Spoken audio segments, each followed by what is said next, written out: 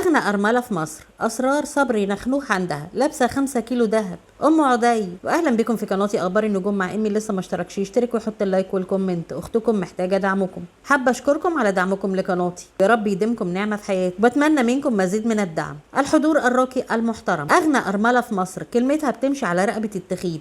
أسرار صبري نخنوخ عندها، لابسة حيوانات وذهب في ألماظ، صباع نمر وصباع أسد، تمن الواحد 1,000,000 جنيه. أنتيمة صبري نخنوخ ما بتتصورش إلا وهي على مكتبه، بتخاف من الحسد ومحصنة نفسها وبيتها، وبتلبس نضارة شمس مرصعة بالذهب والألماس كمان. جمعت بين الثروة والمال والجمال. ايه هو سر الفلوس دي كلها؟ جمعتها ازاي؟ عندها علاقات مع اكبر ناس، يا ترى ايه حكايتها؟ والفلوس دي كلها منين؟ من كتر الفلوس اخواتها الرجاله لابسين ذهب. ام عدي ست اسكندرانيه ب100 راجل، شغاله شغلانه صبري نخلوخ، وبتحل خناقات ومشاكل وبتمنع الشر قبل وقوعه. كلمتها مسموعه، عايشه حياتها بين القاهره والاسكندريه ومعاها ملايين ما تجيبش اخرها. بتختار اغلى انواع الذهب وشايفه انها بتديها طاقه، زي النمر والاسد بيدوها صحه وباور، والبغبغان اللي في صباعها بيعرفها لو حد بيتكلم عليها. مخلفه ولدين وبنت، وجايبه لبنتها 5 كيلو ذهب، وممنوع بنتها تقلعها لدرجه انها خايفه عليها، مش بتنزلها الشارع خالص، وبتقول بنتي في حمايتي طول ما هي مخطوبه، واول ما تتجوز وتبقى في حمايه جوزها خلاص تبقى مهمتي معاها انتهت. اتطلقت ام عدي من جوزها، ومن بعدها الدنيا قفلت في وشه، لانها كانت وش السعد عليه وعلى صحته، وتوفى على طول. وبدل ما تبقى مطلقه بقت ارمله. وبعد ما اتطلقت رفضت الجواز، وقالت ما ينفعش اخلف ولد واتجوز من بعد ابوه عشان شكل ابني قدام الناس، ولما اموت يقول الله يرحمها.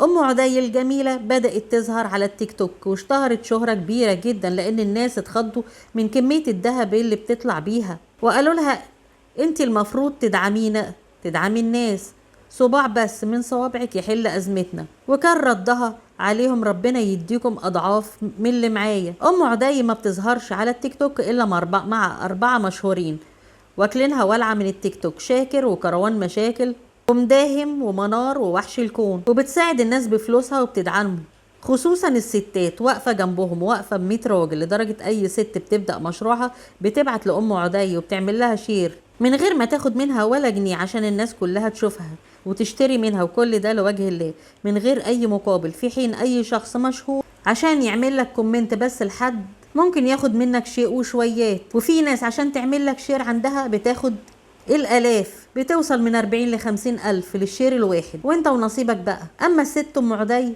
اسمها على التيك توك بوري ست الكل، بيبعت لها على اللايف فلوس كتير قوي. هي مش مهتمة بالفلوس التيك توك، هي طلع على التيك توك عشان الشهرة بس، لان اسمها بدأ يتعرف ويسمع. الناس كلها كان نفسها تعرف مين الست اللي بتدخل اي مكان بينضرب لها تعظيم سلام. ام عدي لها مبدأ ماشي عليه، مبدأ جواز مين يا عم، اكل العيش اهم. وقالت لازم الست تبقى قوية وتحاول تعمل شغل وفلوس، تبقى لنفسها، ان اضعف الايمان لو جوزها توفى هتتبهدل وتتمرمط، وشغلها وفلوسها بس هي اللي هيقف معاه، يخلوها تقف على رجلها، مش هيخلوا حد ينهش فيها. أمنيتها في الحياة إن أولادها يفتخروا بيها لما تموت، ويقولوا الله يرحمها كانت مريحانا ما بتتعبناش. أم عدي ست ب100 راجل، مثال للست المصرية الأصيلة والجدع، بنت البلد بتسد عين الشمس. بنتمنى أم عدي تخش على اليوتيوب وتكون داعم للستات اللي زينا، ربنا يديها الصحة ويكتر من أمثالها، وربنا يخلي لها ولدينها